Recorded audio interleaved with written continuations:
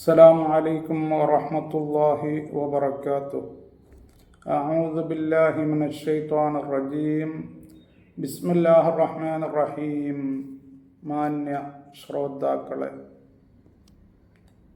റമദാനിനെ പറ്റി അതിലുള്ള നോമ്പിൻ്റെ പ്രത്യേകതകളെപ്പറ്റി, അതിൻ്റെ മെഡിക്കൽ ഹെൽത്ത് ബെനിഫിറ്റ്സുകളെപ്പറ്റി, ഫലങ്ങളെപ്പറ്റി നാം ഒരു മാസം ഏകദേശം നന്നായി സംസാരിച്ചു. അതിൻ്റെ ശേഷം ആ റമദാനിൽ നാം ഏകദേശം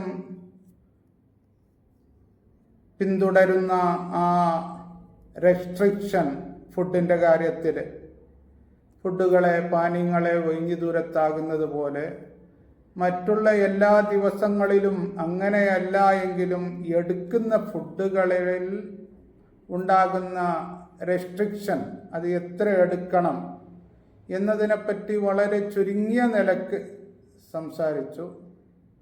അതിൻ്റെ അളവ് എത്ര വേണം എന്നതിനെപ്പറ്റി. ഇന്ന് സംസാരിക്കുന്നത് അത് ഏത് തരത്തിലുള്ള ഫുഡായിരിക്കണം എന്നതിനെ പറ്റിയാണ്. ഇതിനെപ്പറ്റി അല്ലാഹു തആല പരിശുദ്ധ ഖുർആനിൽ റിസ്കിനെ പറ്റി ഞാൻ മുമ്പത്തെ ക്ലാസ്സിൽ പറഞ്ഞു. 120 പ്രാവശ്യം അല്ലാഹു ആ പദം പറഞ്ഞിട്ടുണ്ട്. ഈ നാം കഴിക്കുന്ന സാധനങ്ങളുടെ കൂടെ ത്വയ്യിബാത്ത് എന്നുള്ള പദം അല്ലാഹു തആല 18 സ്ഥലത്ത് പറഞ്ഞിട്ടുണ്ട്. സൂറത്തുൽ ബഖറയിൽ 57-ാമത്തെ ആയത്തിലും, അതേപോലെ തന്നെ ബഖറയിൽ 172-ലും, ബഖറയിൽ 195-ലും, യൂനുസിലെ 93-ലും, അതേപോലെ തന്നെ അംഫാലിലെ 26-ലും, അതേപോലെ ഇസ്രായില് 70-ലും, ഇങ്ങനെ തുടങ്ങി മാഇദയിൽ 87-ലും, ഇങ്ങനെ തുടങ്ങി അല്ലാഹു തആല ഈ ത്വയ്യിബാത്ത് എന്നുള്ള പദം ആ ഭക്ഷണം കഴിക്കുന്നതിൻ്റെ കൂടെ അല്ലാഹു പറഞ്ഞിട്ടുണ്ട്. അതിന് തഫ്സീറുകളിൽ കാണുന്ന അർത്ഥങ്ങൾ അന്നാഫിഇ ലിൽ ബദനി തബഅൻ വ ശറഅൻ എന്ന അർത്ഥത്തിനുള്ള നമ്മുടെ ശരീരത്തിന് ഉപകാരപ്രദമായ, നമ്മുടെ ആരോഗ്യത്തെ നിലനിർത്തുന്ന ഭക്ഷണം എന്നാണ്. അതേപോലെ തന്നെ പൊതുവെ അതിൻ്റെ ഈ ത്വയ്യിബാത്ത് എന്നുള്ള പദത്തിൻ്റെ അർത്ഥങ്ങൾ ഗവേഷകർ പറഞ്ഞത് യൽ മവാദുൻ നാഫിയ അൽ ഖൈറ അൽ മംനൂഹ ലിൽ ഇബാദില്ലതി യുഅദ്ദി ഇസ്തിഅമാലുഹ ഇലാ തഹ്സീനി മൻഫഅത്തിൻ മാദിയ്യൻ വഅഖ്ലാഖിയ്യൻ വറൂഹിയ്യൻ ലിൽ മുസ്തഹ്ലിക് എന്നാണ്. ചുരുക്കത്തിൽ പറയുന്നു, അത് നമ്മുടെ എല്ലാം കൊണ്ടും നമ്മുടെ ശരീരത്തിന് യോജിക്കുന്ന, ഉപകാരപ്രദമായ, രോഗങ്ങളെ കുറക്കുന്ന, രോഗങ്ങളെ തടയുന്ന, രോഗങ്ങളെ ഇല്ലാണ്ടാക്കുന്ന ഭക്ഷണം എന്നാണ് ഈ ത്വയ്യിബാത്ത് എന്നുള്ള പദത്തിന് പറഞ്ഞിരിക്കുന്നത്. ഞാൻ ഫുഡിൻ്റെ ക്വാണ്ടിറ്റിൻ്റെ കൂടെ, അളവിൻ്റെ കൂടെ മിനിഞ്ഞാന്ന് ഓതിയ ആയത്ത് യാ അയ്യുഹല്ലദീന ആമനൂ ലാ തുഹർരിമൂ ത്വയ്യിബാതി മാ അഹല്ലല്ലാഹു ലക്കും വലാ തഅതദൂ ഇന്നല്ലാഹ ലാ യുഹിബ്ബുൽ മുഅ്തദീൻ. അല്ലാഹു തആല പറഞ്ഞു, അതായത് ഇങ്ങനെയുള്ള ശുദ്ധമായ, രോഗങ്ങൾ ഉണ്ടാക്കാത്ത, ദീനിലും ശറഇലും ശുദ്ധമായതായിരിക്കണം നമ്മുടെ പ്രകൃതിക്ക്, നമ്മുടെ ശരീരത്തിനും ഒരു ബുദ്ധിമുട്ട് ഉണ്ടാക്കാത്ത ഈ ഭക്ഷണം നിങ്ങൾ വേണ്ട എന്ന് വെക്കണ്ട. അത് അല്ലാഹു തആല ഹലാലാക്കി തന്നതാണ്, അവിടെ നിങ്ങൾ പരിധി വിട്ട് കിടക്കണ്ട എന്ന് അല്ലാഹു പറഞ്ഞു. അപ്പോൾ ഇവിടെയും അല്ലാഹു തആല അവിടെയും പറഞ്ഞത് എല്ലാം ശുദ്ധമായിരിക്കണം.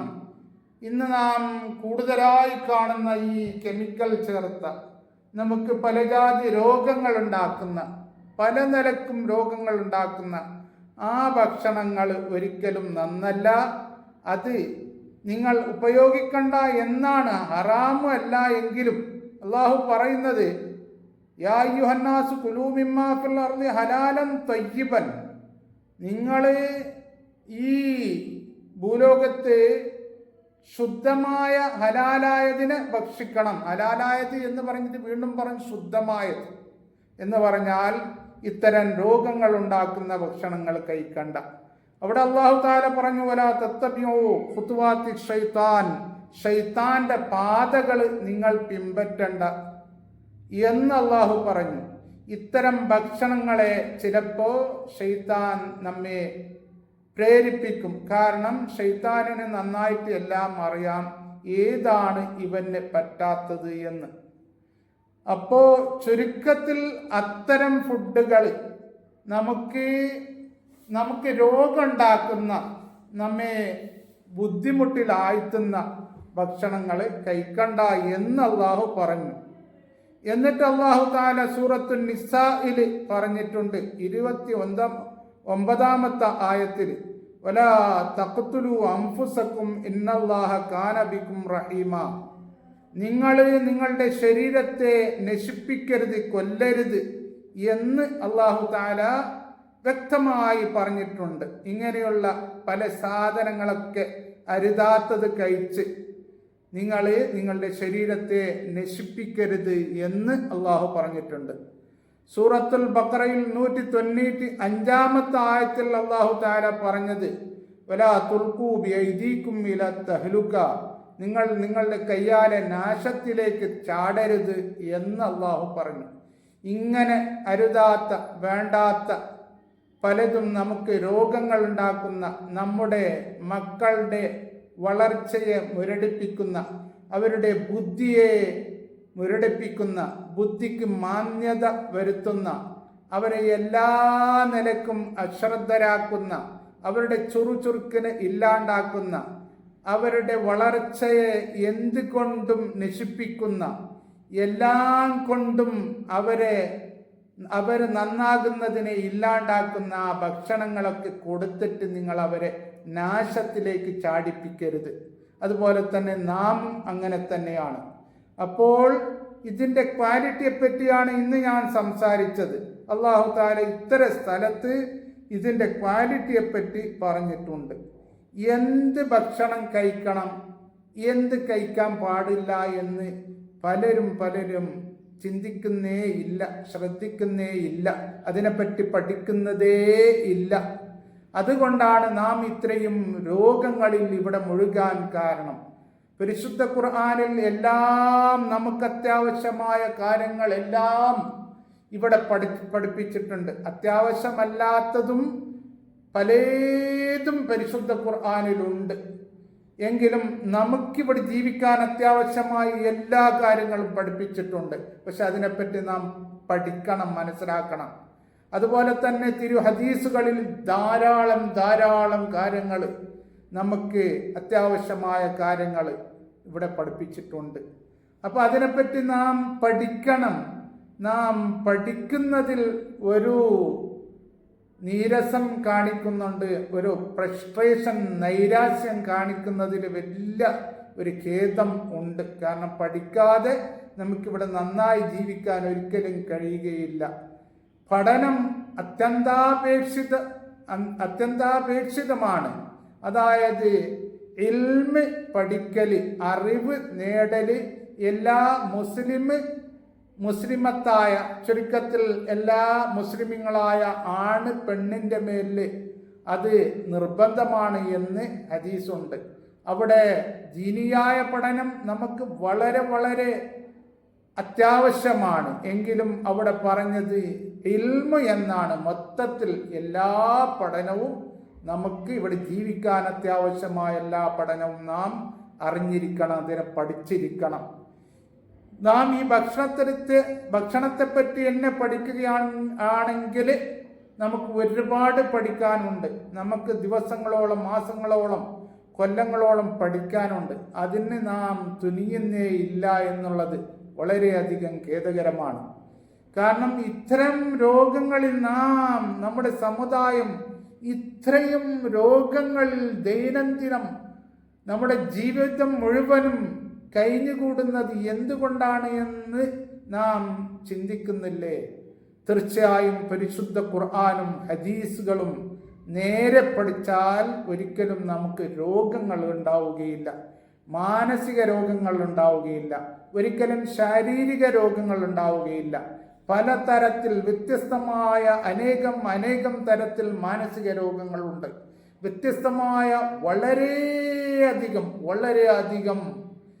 ശാരീരികമായ രോഗങ്ങളുമുണ്ട്. ആ രോഗങ്ങൾ പിടിപെട്ടതിന് ശേഷം നമുക്ക് അതിനെ ചികിത്സിച്ച് മാറ്റാൻ ഒരുപാട് ബുദ്ധിമുട്ടുകളുണ്ട്.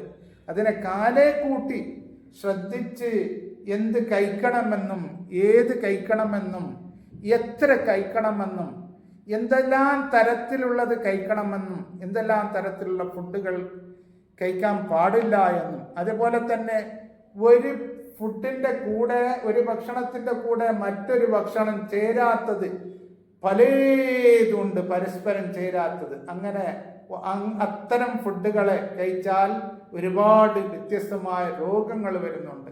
ഇതൊന്നും നാം ശ്രദ്ധിക്കാറില്ല. അതുകൊണ്ട് അത്തരം കാര്യം ശ്രദ്ധിച്ച് നമ്മുടെ ജീവിതം മുന്നോട്ട് പോകണം. ഇവിടെ സുഖകരമായി രോഗങ്ങളില്ലാതെ ജീവിക്കണം. അല്ലാഹു തആല അതിന് നമുക്ക് തൗഫീഖ് നൽകട്ടെ. അല്ലാഹു തആല ലോകത്തിൽ എല്ലാവർക്കും സമാധാനം നൽകട്ടെ. ഈ ടെൻഷനുകൾ അല്ലാഹു തആല ഇല്ലാണ്ടാക്കട്ടെ. ആമീൻ. അസ്സലാമു അലൈക്കും വറഹ്മത്തുള്ളാഹി വബറകാതുഹു.